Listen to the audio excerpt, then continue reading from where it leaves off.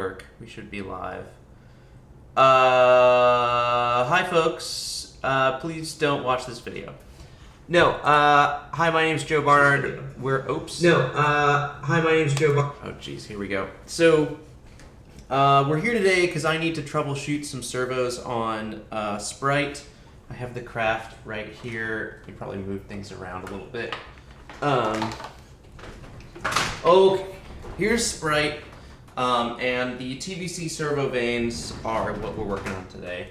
Looks like there is somehow a 30 millisecond delay in between when I send the analog write command to the servos and when they actually actuate. So I've been characterizing their performance in order to generate a transfer function to represent them in the simulation that allows us to simulate how the craft is going to fly before we actually fly it. So to get that transfer function and use some of MATLAB's powerful tools to obtain that, we can get it through test data. And that's kind of what I have set up. So let me see if I can switch views here.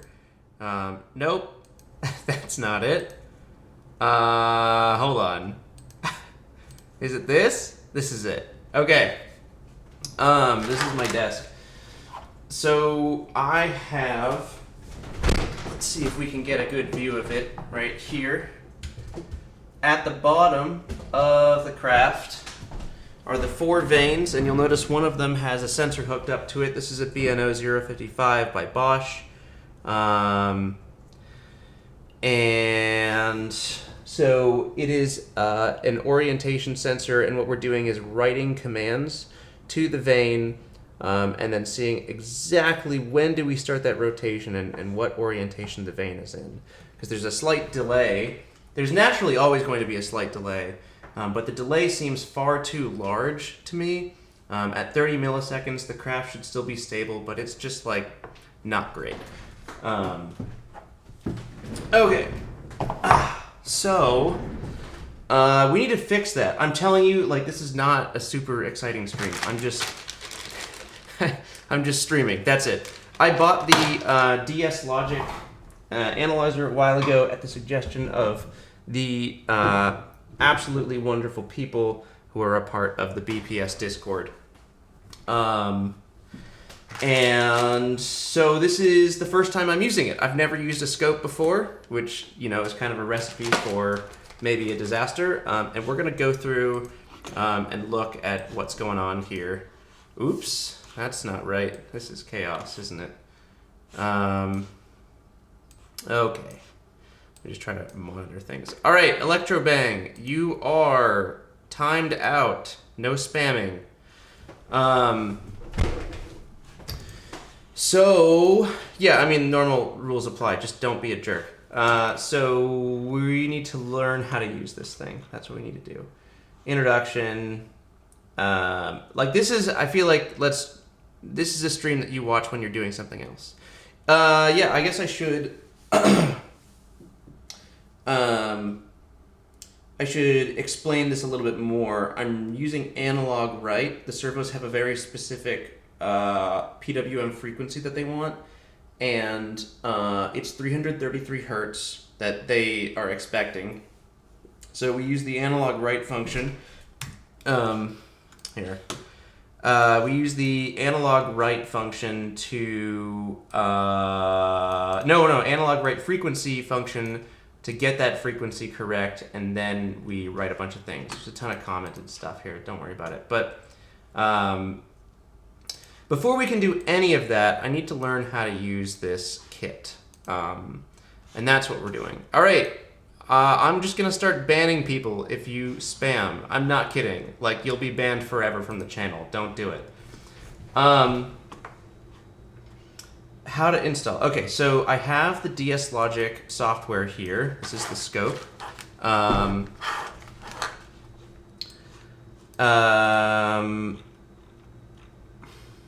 Okay. I have DS View, Windows, Linux, Mac, OS X. Open the DMG. Okay. The interface under Logic Analyzer mode. I'm also going to keep the Discord open, so if people want to hang out there. Arsenio, Nuffly, Nathan, what's up? The Discord's gonna be probably a little bit more calm. If you guys have any like legit advice that you think will help in the meantime, just toss it in the Discord under #electronics. Okay.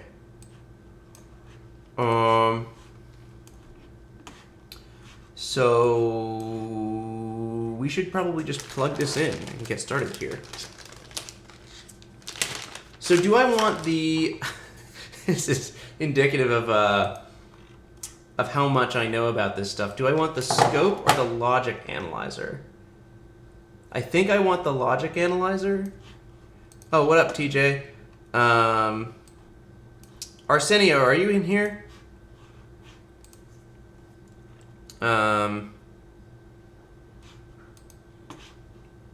All right, logic analyzer for PWM. That is the little square boy. That's this guy. Okay, so it's USB-C, which is tight. We love that journey for you. That's my new phrase, is we love that journey for you. Thank you to my sister for introducing that to me. Should probably turn off the notification stuff here. Okay, here we go.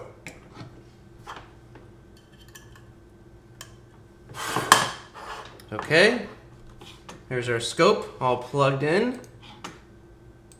And, okay, there's a green light. LED indicator. Check the become green. Show the device name. And I have a DS Logic U2 Basic. If I unplug it, yeah, there it is. Great. So it changes when I plug it in, it finds it. That's great. That's good news. Oh, what up, Joe Wakefield? You're probably going to want to have the PWM on one channel of the logic analyzer and then a GPIO you turn on when the analog write. Nuffly, that's kind of what I was thinking too. I could just grab a little jumper wire and take one of the GPIO, and I can just like set that up right quick. So we'll use the, oh geez, I don't know any of the pins by heart.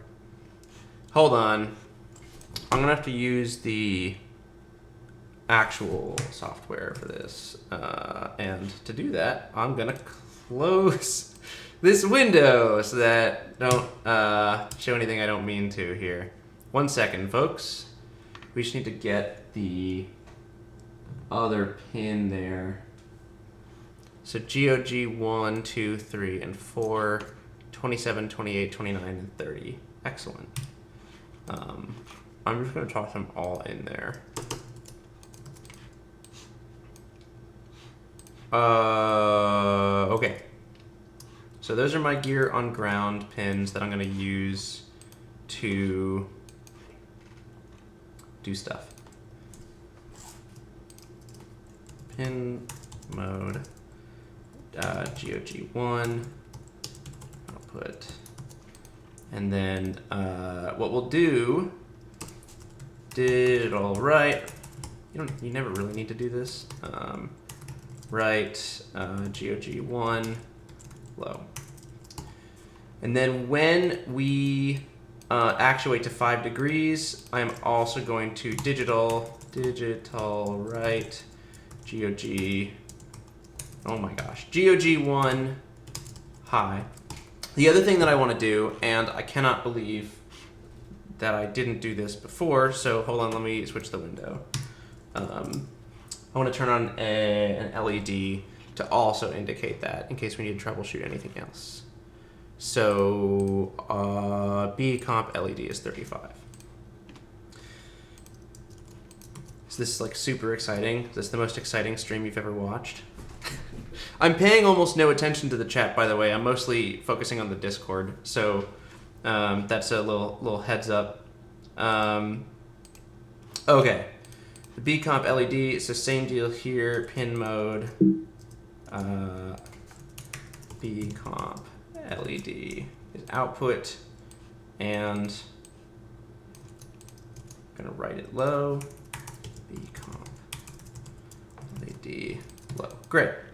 Then, same thing here. When we turn the servo on, we turn the blue light on, B comp LED. I'm adding like 2 or 3 layers of, oops. Oh, it's that's weirdly formatted. Okay, B comp LED. That's what it wants. B comp and this. B comp. Great. Great. Where's the thing? Let's just do this and this.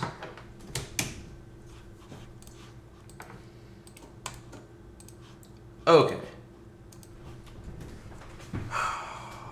I'm just gonna make sure that we get the blue light. Oh, sick. We love that. Okay, so the blue light definitely works. When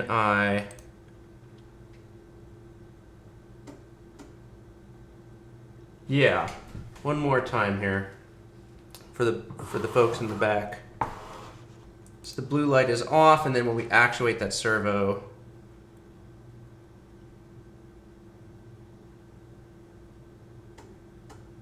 great. Okay, so that's like our first level of troubleshooting, in case something goes wrong. Leaks all software code ever. I can't hear the stream, says Nathan, but that's what I would have suggested. Toggle the GPIO to measure the delay, so do that. Sometimes I feel like a smart person, but then I watch these videos.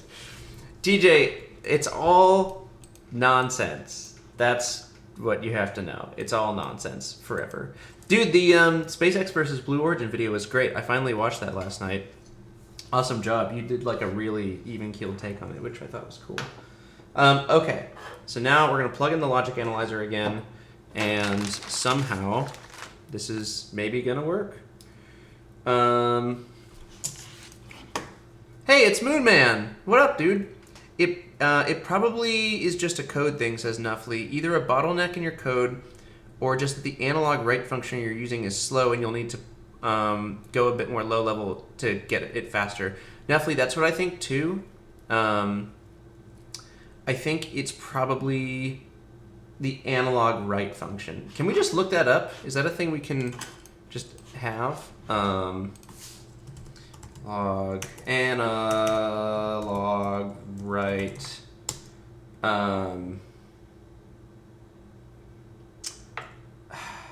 Source code. I don't know. It's gonna be for the teensy though. I also probably want to go to a guest window. How do I do that? Hold on. There we go. All right, analog log write.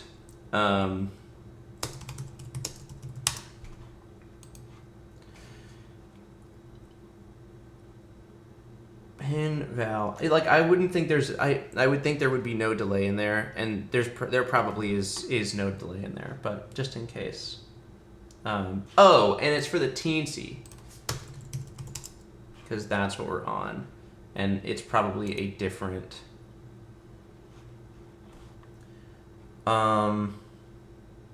Ooh, double buffered. I just want the new frequency I specified.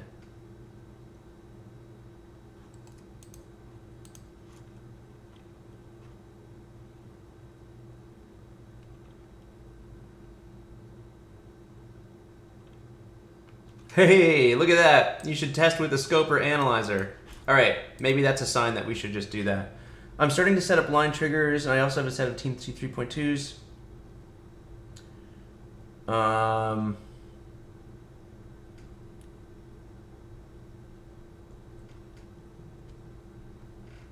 Okay. Anyway, this is a departure from what we need to actually do. So we're going to plug it in, connect the shielded fly wires to the external port of the logic analyzer. Okay. So I don't think I need all of these. That seems excessive. Here we go. Nuffly found something here. No swearing. Heck yes.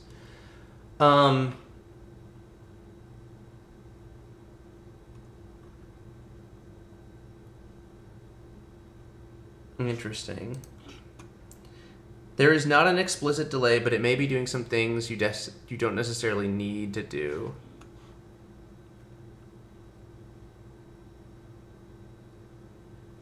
Well, let's get it under the analyzer first, and then when we do that, that will give us a much better idea of what kind of problem we're actually dealing with here. Wow, these are really cool. So, looks like we've got yellow and green. Those are probably channels 1 and 2, or 0 and 1, because of count from 0. I wonder if this is a live scope. I would bet that it might be. Okay, also I need to get some stuff to hold this on. Thank you, IKEA. Just don't have super long cable runs right now. All right. So we are working with, I think it's the Y minus servo. Which one is it? No, it's the Y plus servo. So what I want is, man, is anyone still watching?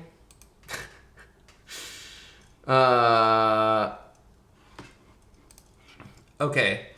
Yeah, you could always just go to this Git repo, search for any function, and you'll find what you need in most cores. Thanks, Nuffly. Okay. Family-friendly Barnard show.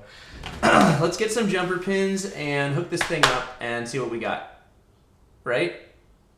3, 2, 1, break.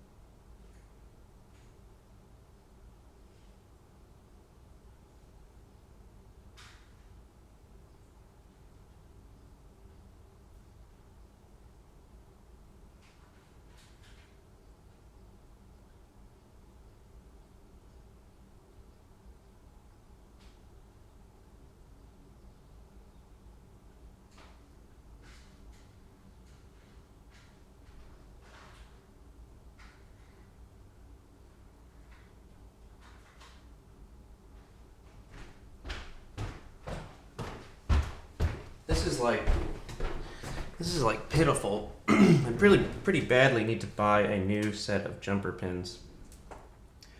Okay. So let's just jump into it. And first we'll just try on one channel, channel 0. And we'll go for that GPIO pin, which is G1. Oh, do I need a common ground? I feel like I probably need a common ground.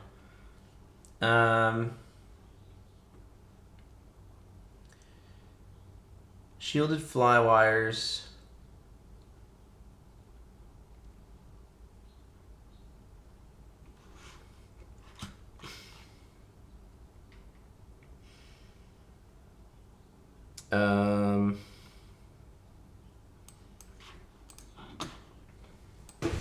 Oops, sorry, camera. Do I need a common ground? I feel like I need a common ground, right? For a low frequency signal. Okay, that is apparently how you do the grounding with like whatever this is. Well, let's just connect it first, and then we'll kind of go from there.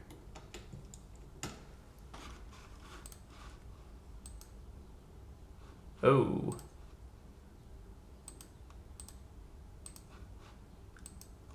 So that's that. And then I need, I think, this last one. Wow, this is, they put like little PCBs on here. That's pretty cool. So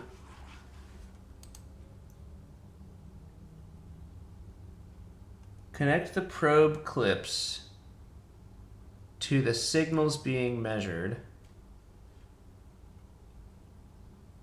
Wait. Should I be using this?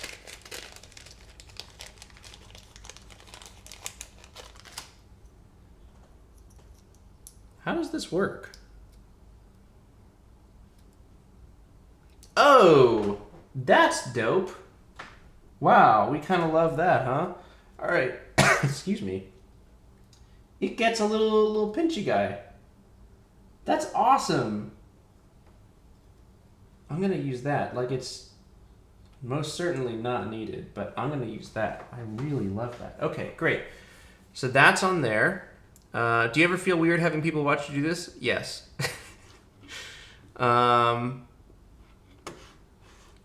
Okay. How's the chat going? Is everyone being nice? Low frequency signal. A common ground. Oh, there we go. Stream mode. Okay. We can figure this out. I can do this.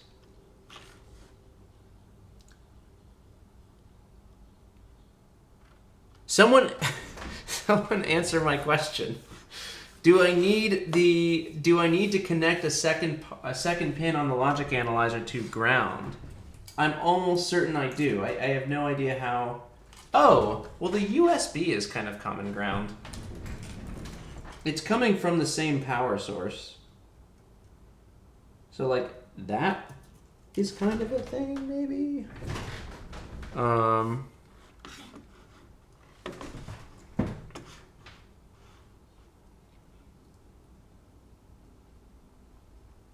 What is CK, TI, and TO?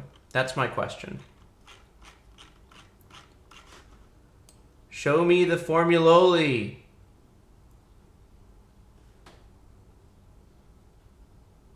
Oh boy.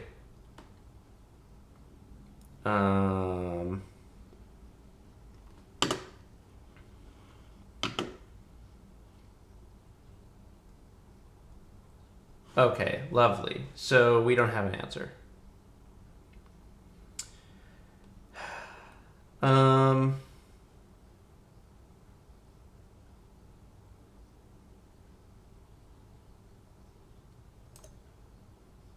Oh, here we go.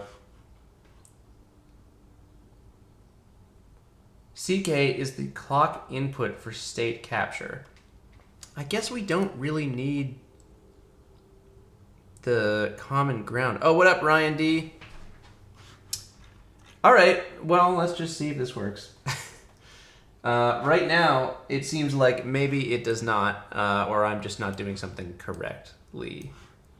So, yeah. Connect the clips. Options. Stream modes. Okay. So, here are the device options. Great, thank you. Stream mode is just... Oh, wait, I haven't hit start. Do I need to hit start? Hey! I think that is working.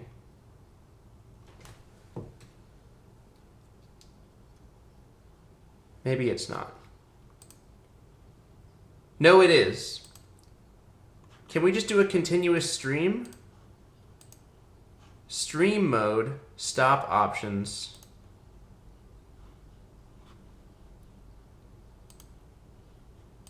Buffer mode?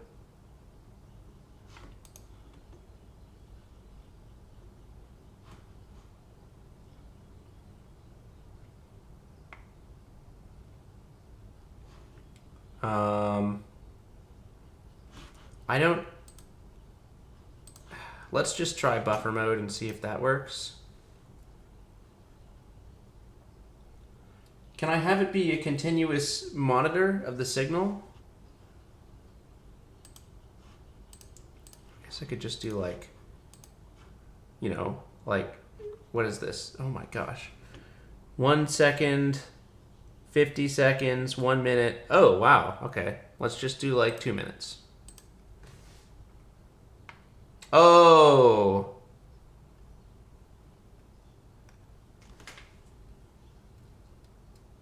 Okay, never mind. Let's do 5 seconds. Start. And I'm going to disconnect it and then reconnect it. And let's see if that shows up. No, it doesn't.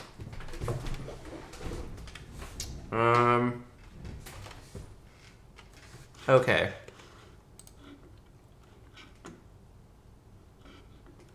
Chat, how are we feeling? What am I doing wrong? I'm sure I'm doing a bunch of things wrong.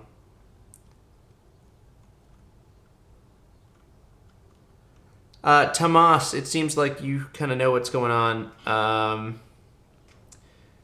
I think common ground is your problem. Well, where do I turn on the ground? Or where do I connect the ground?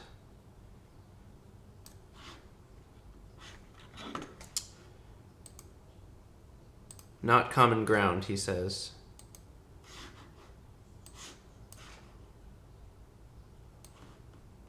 There's no... the problem is that you are using IRQ-based servo signal generation.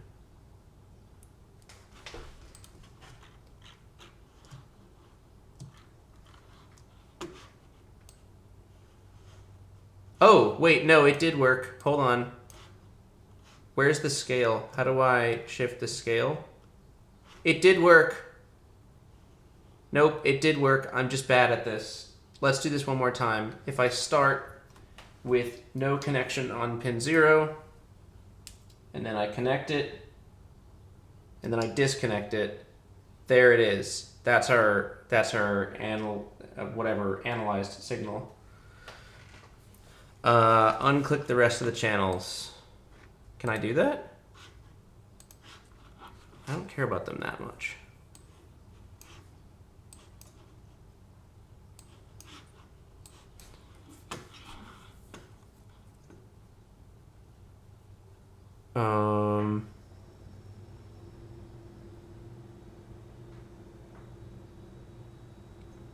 Hey, Tomas, can you elaborate on what you mean? It could be the BNO 055. What is, I need to look up what IRQs are. Base servo. What was it? Something is blocking your IR. What is IRQ? Interrupt?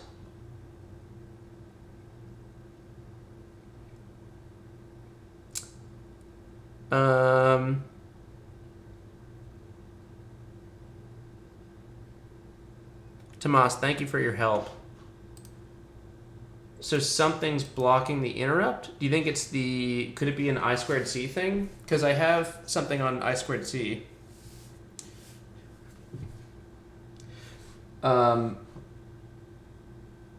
Let's look at this. If I take this out here. I also don't need the servo to be on. If I do that and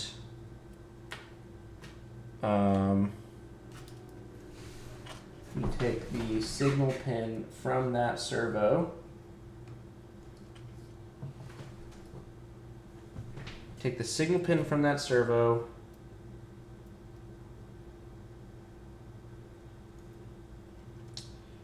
and then we use the second channel, which is green, to connect to that. We should be able to see on these two channels that there is a thing. You know what I'm talking about? There it is. Okay, width is 333 hertz. And pretty much even, which is cool. We love that. Wow, this is pretty sweet. So let's try this. If I unplug everything and then plug it back in and then start the capture, here we go. Plug it back in, and I'm going to start the capture now. And it should have happened already. So that's great. Okay.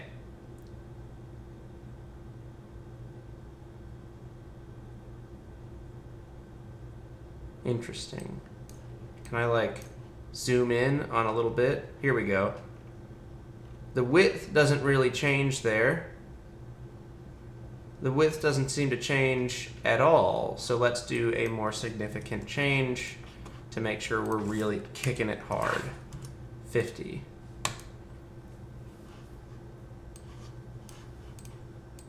Upload.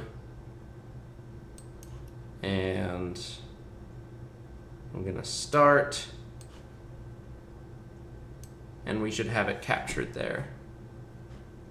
So the width here, the period is 3 milliseconds. It doesn't seem to change. Oh, wait, the width is lower. Okay, no, it does change. So, what am I doing here?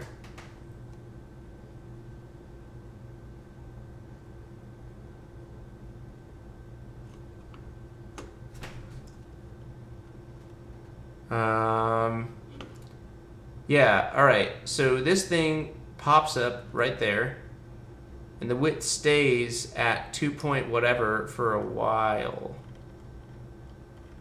Wait, no. 2 point whatever is what we want. Oh, hold up. It happens right away. Width is 1.5, 1.5, 1.5, and there it is. It happens right away.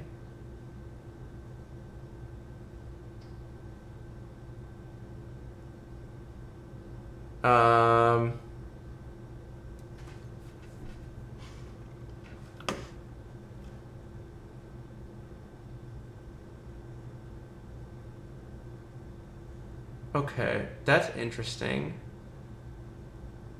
This happens like truly right away, which means I'm wondering if this is a problem with the servo.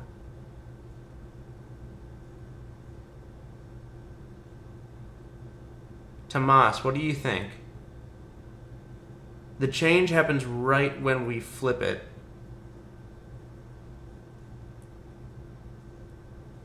So, is this a problem with the servo?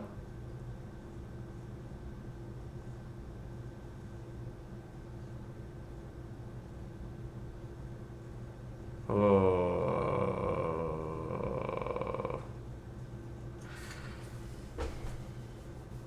He doesn't think it's a problem with the servo. That's a good call. I should use another servo.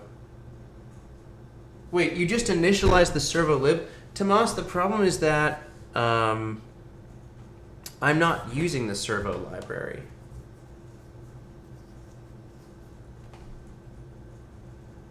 I'm going to walk through this one more time. I think most people understand what's going on, but just to make sure that everyone's on board, I'm going to walk through it again. We have these servos that won't run with the regular servo library, and that's because they need to operate at that correct frequency of 333 hertz, which you can see here. So we're sending it out correctly, 333 hertz. Everything with them seems to be working fine, but with the current servo I'm using, it feels like we have a delay of about 30 milliseconds in the actual measurement of when the servo moves versus when it's commanded to move. So we're trying to hunt that down. It seems like we definitely have this works. Let's disconnect this and I'll demonstrate how I've been testing this. Okay. I'm gonna unplug this. This logic analyzer was a great call, so thank you so much to everyone in the Discord who bullied me into getting this, like lovingly bullied me into getting this. It was, what, like $150 or something, but so far it just seems really good. I'm glad I got it. Thank you. Okay, let's plug the servo back in and I will show you what's happening. Oops. Gotta be careful with this. Okay. So check this out. Check it in with the whip, as they say. I'm gonna upload this. We're gonna go from 0 degrees to 10 degrees. It's not going to be exact, and we're not even, okay, we'll just do this. Vector Euler. And I think this needs to be why it changes. The servo delay is not the signal travel time. 30 milliseconds is way too long for that.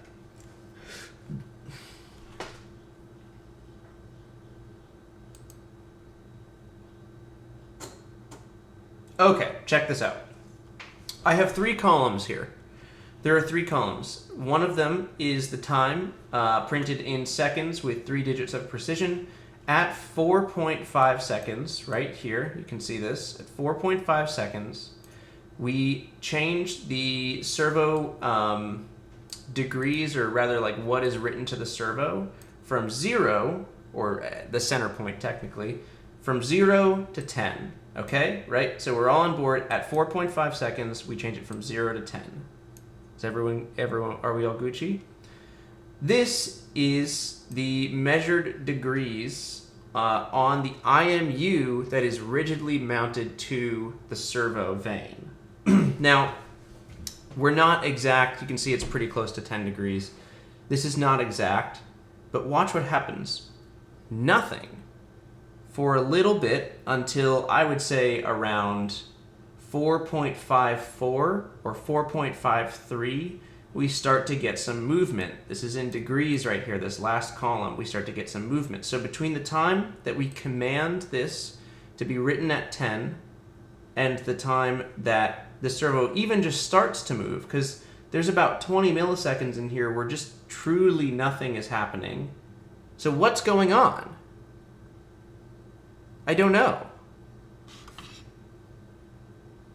Okay, Tomas gets it. Isn't that weird? It's driving me crazy. Plot the servo angle. We can plot it if you want. Let's do it a little bit longer, like 5,500, and then we'll plot it. Oh, and we're gonna plot it without time. And we're gonna give it a longer delay. I promise the delay is not the problem. The delay just helps. Okay. Hold on. Here's the plot.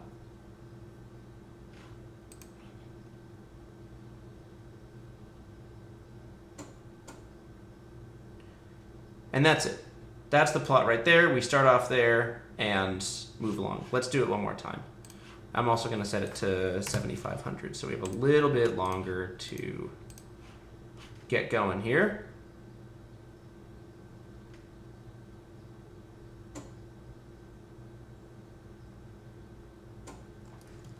And boom, there we go.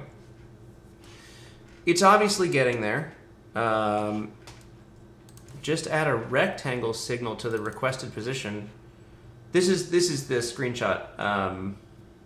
Again, don't worry too much about the exact orientation or degrees. This is the IMU drifting, not the servo drifting.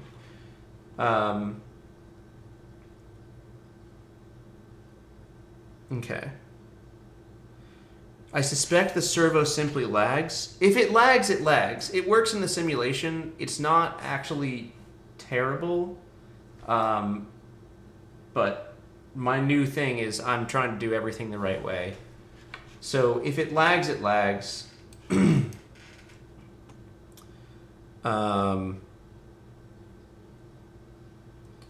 It takes time for the servo to move. Russell says, could it take that long to read the angle from the IMU? Russell, not really. The IMU is really snappy. Okay, well, Daniel, of course you say that. 30 milliseconds is pretty damn fast. Of course you say that, though. You work on things that are bigger than Sprite, so you... I think you need sleep. Stop commenting that. My face just looks this way, man. Yeah, it's not 30 seconds. It's 30 milliseconds. Slop in the gears. Not a controls guy. I'm pretty sure that if you set it to 150, it will be even longer. Tomas, can you...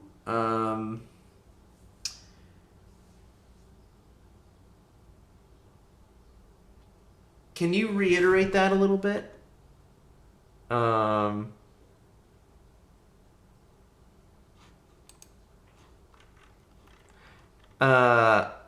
Moonman, if you wanted to toss Tomas a Discord invite link, it's probably easier for him to just be in here.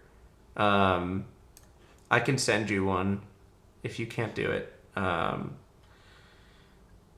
Okay, if you set the requested position to a higher degree, it takes time for the servo to settle, which will be longer. Right. I think I understand that. Or I do understand that.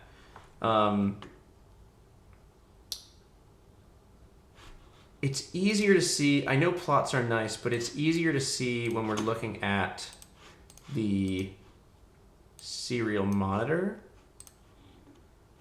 If we were to pitch this over to, it'll cap out. It won't actually go to, oof, that's probably a little too hard. Let's go to like 60 degrees.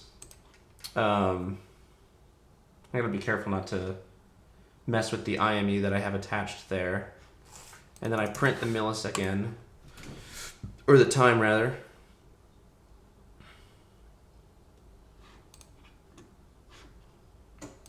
Okay. So here we go. Oh, it waited longer. I forgot about this. Hold on. 4,500. Try again.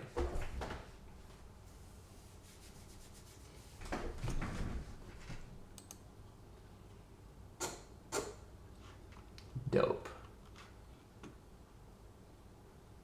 So, anyone in the chat, Tomas included, when we hit 4.5 seconds, we're screaming over to 60 degrees. My question is not about how long it takes for the servo to reach that position, because you can see it's inching up. That last column, we're inching up to 60 degrees. And I mean inching as in like, it's actually quite fast. But 30, 30, 30, 24. These four things right here, where we essentially span about 30 milliseconds and nothing is happening. Like, truly nothing is happening. And I think even if we were starting to spin up that servo at that point, we would see the effects of some vibration. Maybe we see it here. But let's say like 30 milliseconds. there's nothing really happening. So is this an error with the servo? Is this just how the servo works?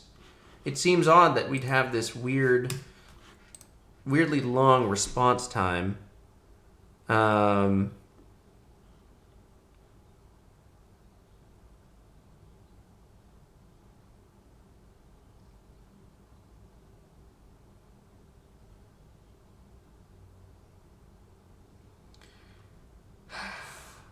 Servo has an internal filter causing the delay. Usually it's just there to take the jitter out of the PWM readout.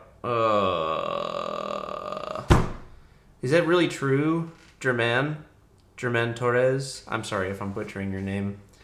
That would make a lot of sense. It may have a filter on the signal line. It's not an IMU delay, no.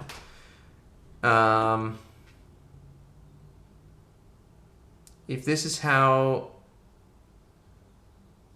the servo works, consider the 30 ms in the code. I can do that too. Could just have it look ahead a little bit.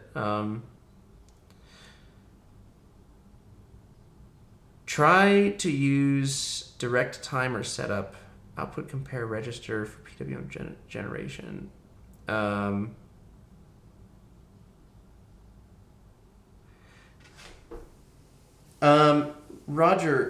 Roger thinks it's set to see 3 waves before reacting. That's not really the case here because the PWM is a constant signal.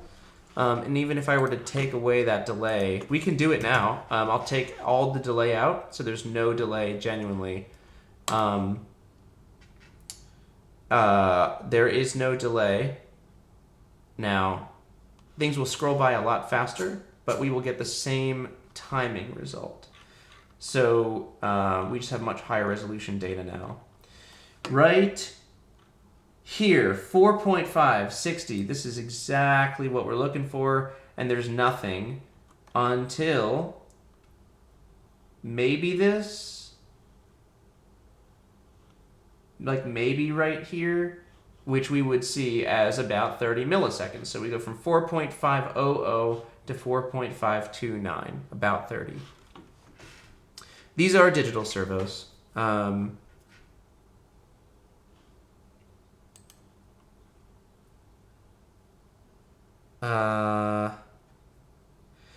Pasablo, that's actually what we did before. I looked at the signal coming out, and it's exactly at the same time. Yeah, filter in the servo firmware.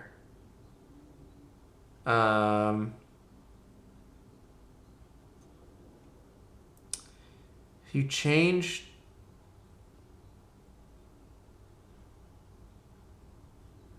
okay, so it might just be a filter.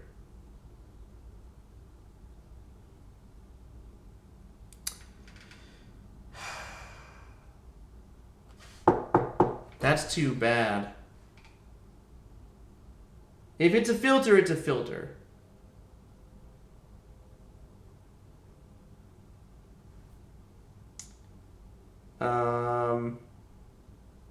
No, the servo does have feedback. The servo it's digital. It's really good. If I try to push it with my hand here, it will actively turn on the motor and resist me. It's a good servo. I could reach out to Bluebird and ask if they have filtered servos, if that's what this is. Let me get the box. Hold on.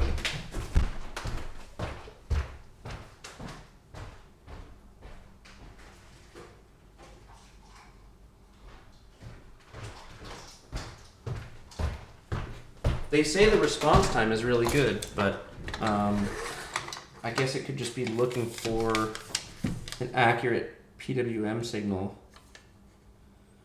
Hold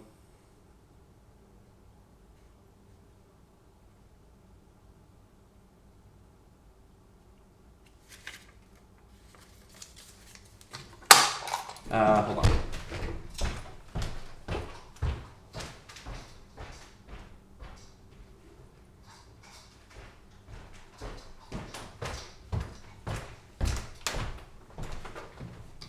Yeah, it shows the speed. It can move really fast, and it does seem to match the speed that they advertise. Wow. Yeah, I guess it could just be that.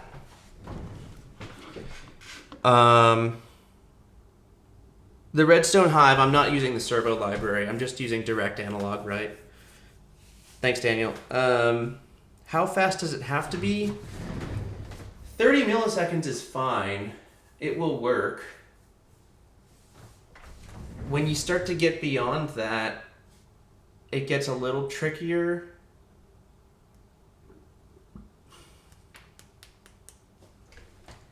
Yeah.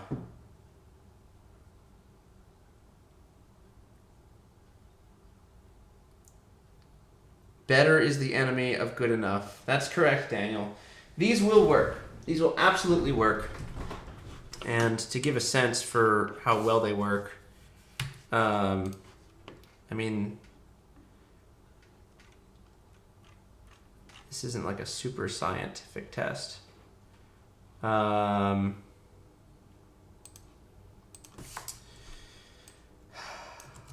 I do this, how does the random, no, it's rand. Oh, that's n. Rand, what is it? It's like negative 10, 10.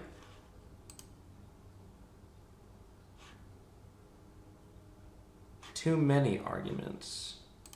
Is it random? Yeah, that's what it is.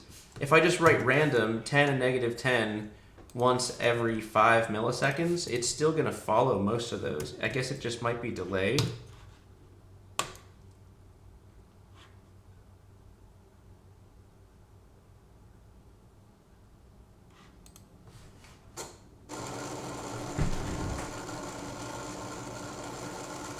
Yeah, you can't see it, but it's burning. It's going real fast. Even at 15, like, we're hitting all of those, I think.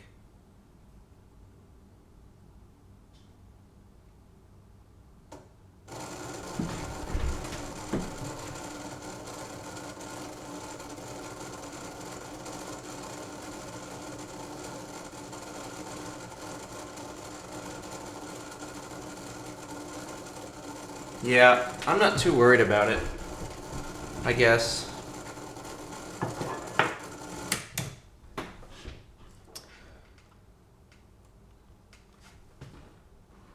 Okay, let me, Ooh, Paul, good idea. Test a signal less than 30 milliseconds and see if it reacts at all. Paul, good idea. Good idea, Paul. Everyone, please congratulate Paul in the comments down below. Okay. We're going to send it to 15 degrees. We're going to write that signal.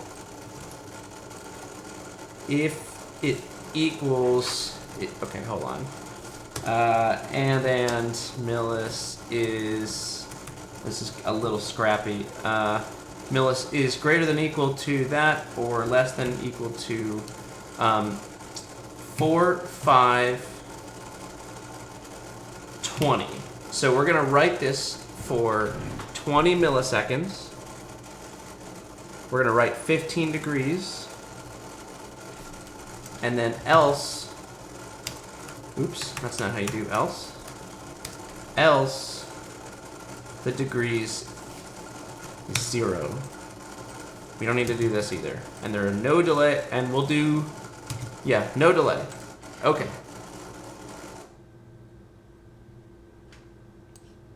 Good call, Paul. Oops, I messed that up. Hold on.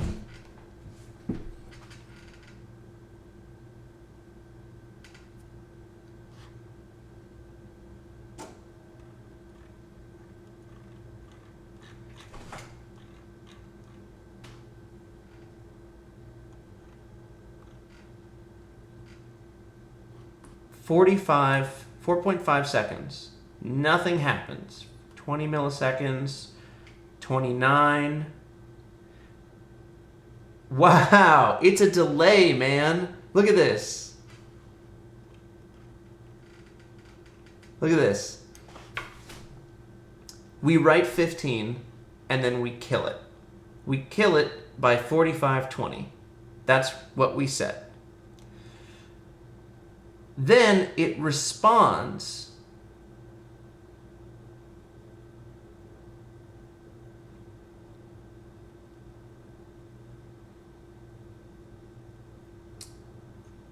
Ooh, hold on.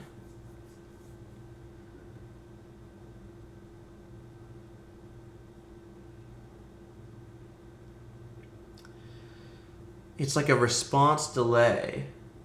And it does seem we're not going to exactly 15. Let's send it to 5. I know it can hit 5 and pretty much get there. So, yeah, 30 millisecond dead time. That's what it is. Oops, I waited too long.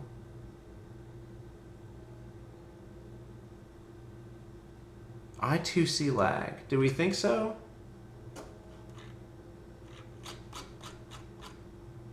Okay. 45. We don't quite get to 5. You know, I think it might just be a moving average filter.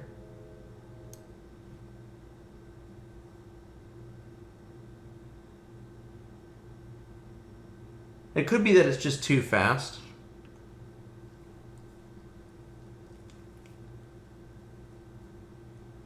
I don't think IMUs lag like that. What is I2C lag? Oh.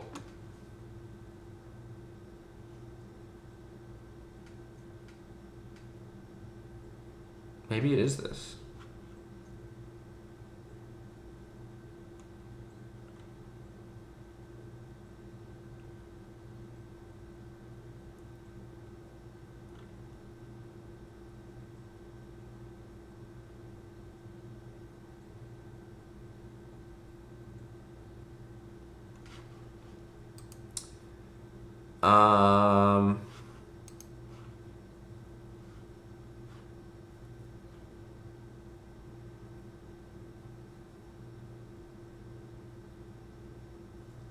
Check the I2C bus with the logic analyzer.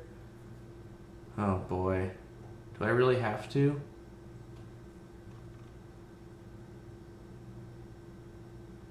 Can we just set the speed at higher? How would I deal with this?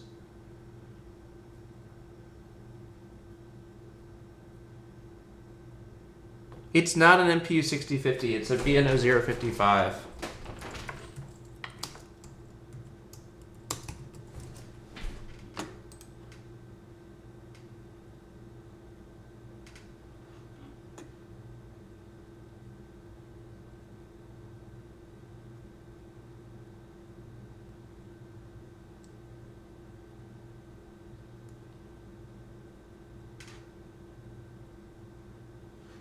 Oh, it could be the pull-ups?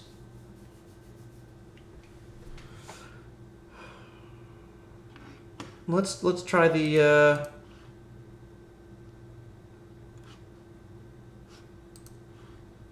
set clock speed. Let's try it.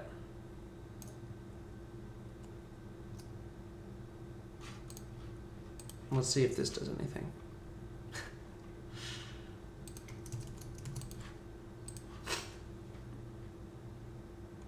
Oh boy. I'm not directly using the wire library.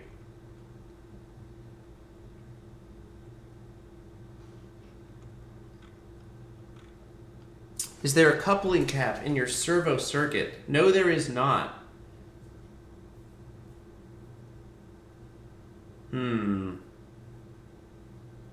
You'll need to change it in the I2C library directly. Well then, change it I shall. Here we go. All right. I'm gonna go into the library for this sensor. Where is it? libraries, BNO055, CPP.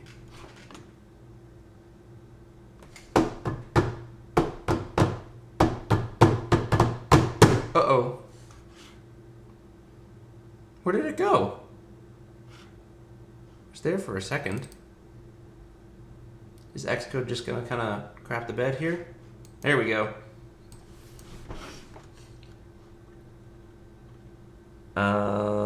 All right. Begin.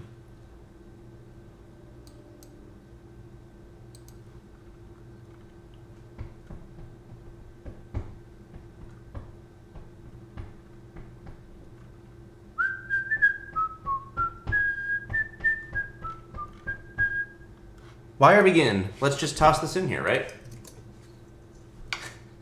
See if that helps.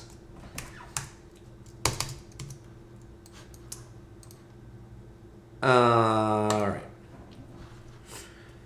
Oops. It didn't like that. Clock speed. Class 2 wire has nothing. Set I2C clock speed.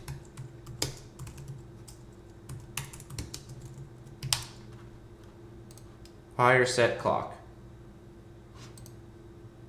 Oh, set clock, not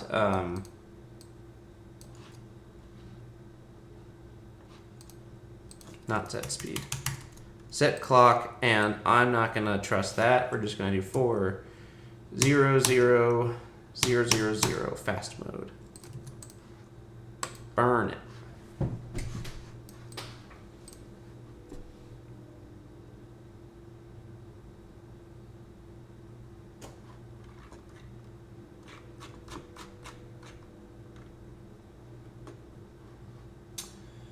Okay. Nope, it's the same thing. Nothing. And then we go over there. Yeah, it's the same thing. Good try, though. I'm going to take that out.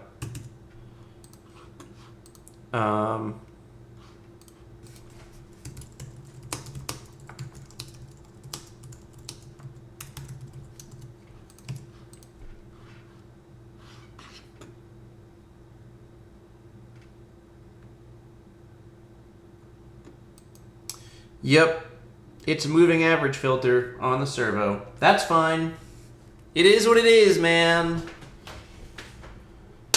If I were made of money, I would take one of these apart and sacrifice it in order to see if I could get rid of it, but I'm not. So I'm not going to mess with these expensive servos. Oh well, it was a good try. We looked real hard, and we will have to deal with this in the sim, which works fine, by the way. Hey, Trista, what's going on? Yeah, the sim works fine. What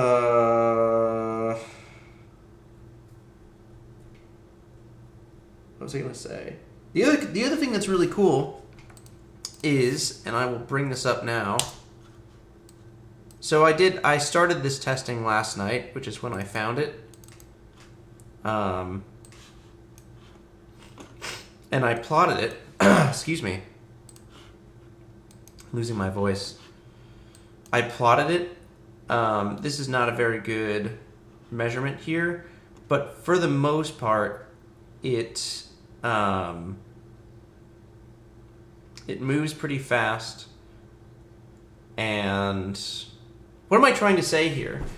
There aren't like crazy. It's not like crazy slosh dynamics, or the slew rate is really high. So honestly, a lot of this can be approximated with just a delay block in the simulation. Same thing for lower steps too. It's about the same time that it takes, between 2 and 5 degrees. Okay.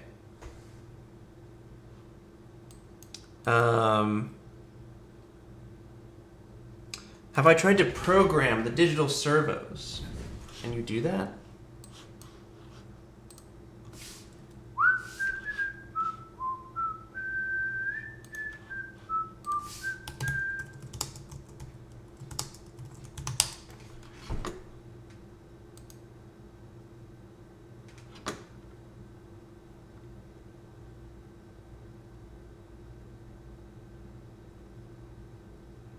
How do I do that?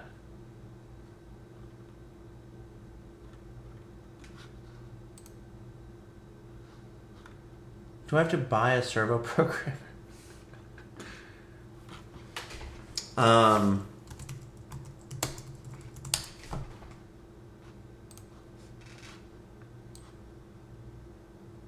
It's brand specific. So if Bluebird doesn't offer a programmer, they probably don't let you program their servos. You can build one like a serial interface. Boy, I wish the website were a little slower.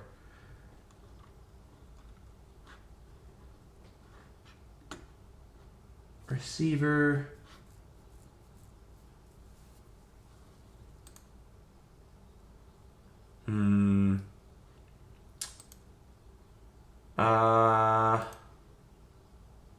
Yeah, I don't know if we can.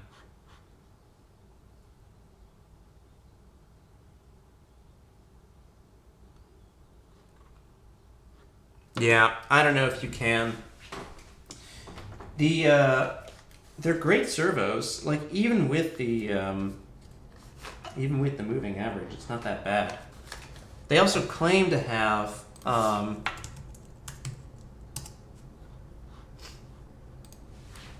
they claim to have a really low deadband, but I think I'm misunderstanding what the deadband is.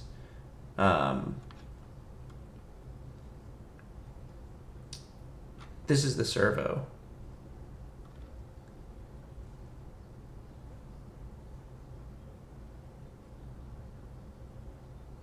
You know, maybe when they say 0.55 sec for 60 degrees, we can look at that. We can sort of verify that. Want to try that? Let's do that. And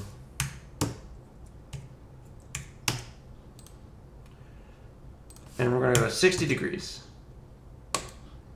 Okay, buy Xcode.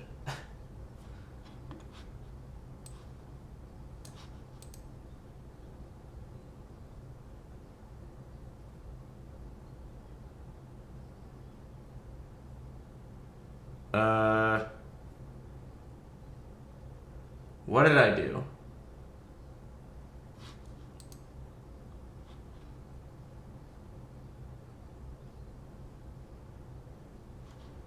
Oh, it started too late. That's what.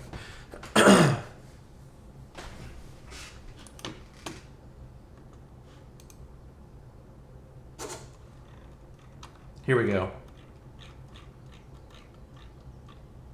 So it says that we can get to 60 degrees in about 0.55 seconds. And if like things are consistent with how manufacturers usually are, it's probably like 0.6 seconds.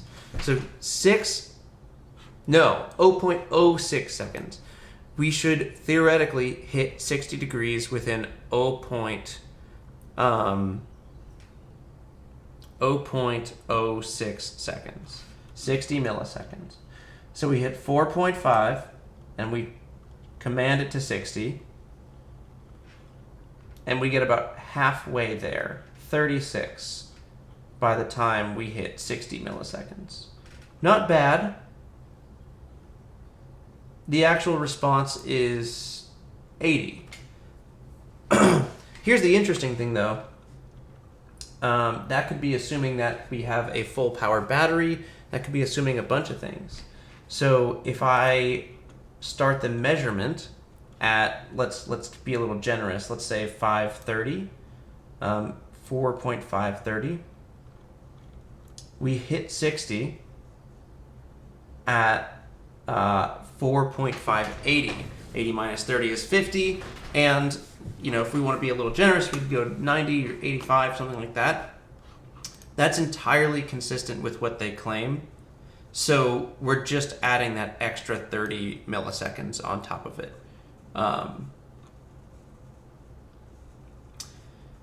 Whatever, Bluebird. Check that you changed the speed in the library. I did, Pasablo. I changed it back. I commented it out. Tomas says he thinks it's just a theoretical value of their angular rate, and I think maybe you're right. If so, I mean, they got it pretty much spot on. All right, I think that's going to be it for troubleshooting the servo. The next step for Sprite is I have to redo the vanes. The vanes are a non-ideal shape right now. I'm just going to make them, they won't look super like hot or sexy or anything like that. They're just going to look like plates. But that's going to be the best in terms of reducing the drag that they cause and increasing our increasing the flight time. So instead of being this diamond shape that they are right now, they'll be a little nicer. Yeah. All right. Can I take any questions? Can I answer any questions? I should have another video of Echo out in a couple of days, hopefully. Keep delaying that, but it's a really cool looking test. But I'm pretty much canceling the Echo program. It's pretty much done at this point. I am not going to land it. It's like not whatever. Want to show one of my renders, Joey? Jared, of course. You want to toss that in the Discord under, let's say just toss your render under landers. And I'd be happy to show it.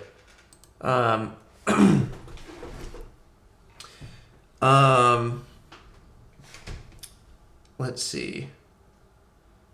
The Echo test will be a full style video. Yes, because we have a lot to cover. And like why we're not doing Echo. Mostly the Echo video is going to be about why Echo is over party. Let's see. Have you tried using Platform IO for Arduino ARM programming? Yeah, I use that for the actual flight software. Hey Delta, what's up? Okay, hold on. Let me get some water. My voice is like... Oh, wait, no. Let me just get a cough drop.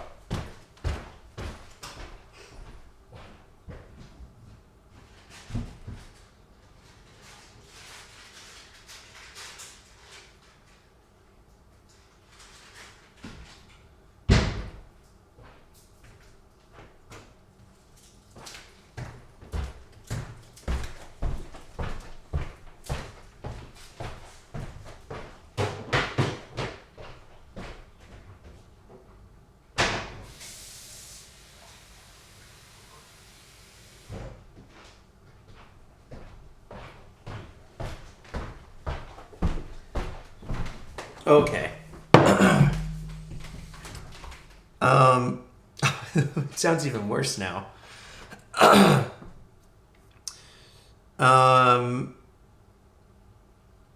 finally finished coding my PID games. Congrats, Delta. That's awesome.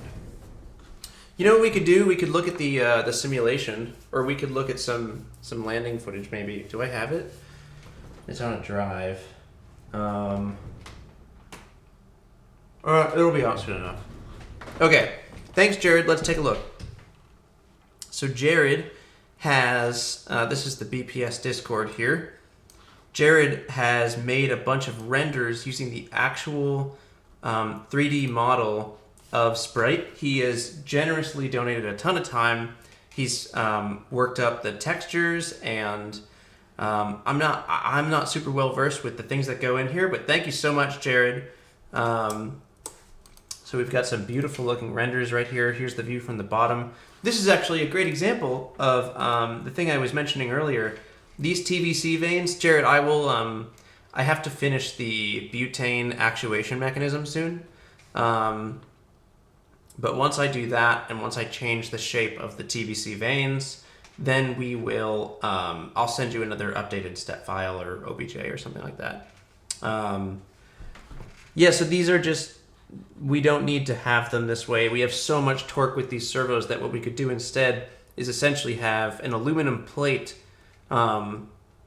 just a really thin plate that we use to deflect the air with the servos instead of this diamond shape. And so we cut down that cross-sectional area by probably 3 times total. I don't know. Okay. Just send over the assembly once you've updated it. Thanks, Jared. Let's see. What do you use for flight simulation? I use MATLAB and Simulink. I'm gonna do a video on this as well. We'll do a little MATLAB fun. I'm gonna do a video on this as well. What am I trying to say? Oh my gosh. I want to walk through Sprite's dynamics and how we've derived all of this stuff. We'll do a little example here as a test run, if it will open. Okay, great. Close. All right. So this is the MATLAB window right here. And we have our state space matrices that represent the craft. So these are A, B, C, and D. They're very simple, and these are all estimated inertias, estimated moment arms, things like that. So let me make sure everyone can see this. Yeah, all of this stuff is estimated. The A and the B are the most important ones. We take these and then what am I trying to say? So I ran LQR on Sprite, which looks like, is anyone following along what's going on? I ran LQR on Sprite, which is pretty easy. You generate a Q matrix, which is your preferences for how your states are corrected, and then an R, and the R is just a number, that's your actuator cost. I'll go over this in a video soon. But then you do LQR, A, B, QR, and this gives you the optimal gains based on your cost functions. And then when you close the loop, so if I say sys1 closed, so this is going to be my closed loop system. It's I've also already assigned this to K, which is our gain matrix. So that becomes our gain matrix for the full state feedback. Then we go sys1 closed equals state space of A minus B, K, B, C, D. And that's our closed loop state space model. And then we can do step of sys1 closed. So that's our step response of the closed loop system. Takes a second to generate. And these are our step responses for our different states when given the different inputs from our input vector. You can also plot this on a pole zero map. And you can see the different poles and zeros of the system right here. And there you go. So they're all in the left half plane. The whole system is stable. You can see some things have an aggressive overcorrection to them. Some things are really smooth. And so that's how this is working. And then I have a whole Simulink model that relies on this K matrix. And we'll walk through it all in a video soon. There's a lot of boring work that's going on. I actually find this to be pretty cool, but there's a lot of boring work that's going on, and it's really coming to a close now in a good way, which means I think we're going to be able to hop in January, late January maybe. Yeah. And then the last thing is I need to add some integral action here because there are some things that I know will have steady state error, and that's not really super acceptable. I've been testing retromotor propulsion through a dead motor, multiple motor, thrust vectoring, and a TVC. First of all, okay, I don't mean to get on my high horse here. Stop saying a TVC. There's no, it's okay. It's a TVC mount.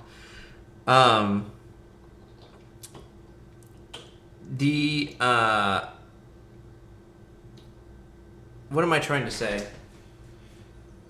I don't know, man. Good luck. If it works in your simulations, then it works. All the echo stuff worked in simulations for me, but it just became like, why am I doing this? I can learn more by using a far more reusable craft. Like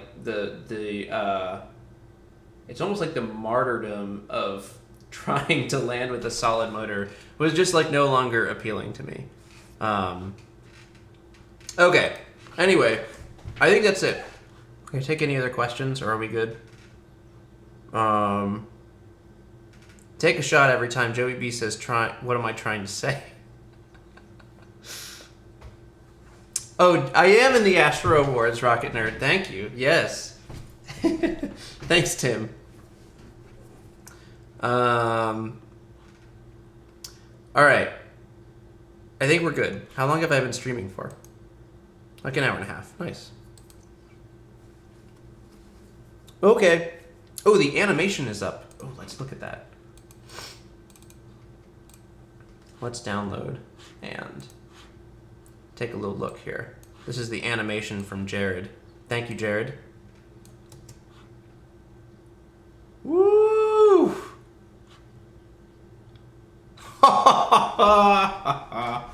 This is so cool. Jared, this is dope. Oh my god. Oh man. That is the coolest thing ever. Thank you so much, Jared. Wow. That is so cool. Huge S in the chat for Jared. S is the opposite of F, so huge S in the chat for Jared. Thank you for making that. This is going to be great, especially when we live stream. If you're okay with me showing this, we could make it a part of like the Sprite live stream intros. Man, yeah, that's super cool. Let's watch it one more time. And it's all from the CAD model too, so it's all pretty accurate. Yeah, that's pretty sweet. This is fire. All right. Thank you everyone for joining. Maybe we'll do some KSP stuff soon. But I am still somewhat obviously trying to recover from a cold. And then once I feel a little bit better, we can do some more videos. And then we should be almost out of the woods in terms of the like lower quality BPS videos. I've got probably a couple more of those coming up, and then we can get back to some of the higher quality stuff. Yeah. All right. I think that's it. Thank you everyone for watching. There's my OBS. Thank you everyone for watching. Thanks for joining me.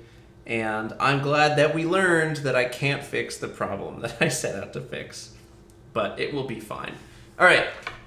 Thanks for watching. Have a good one. Happy 2020. See you soon. Goodbye.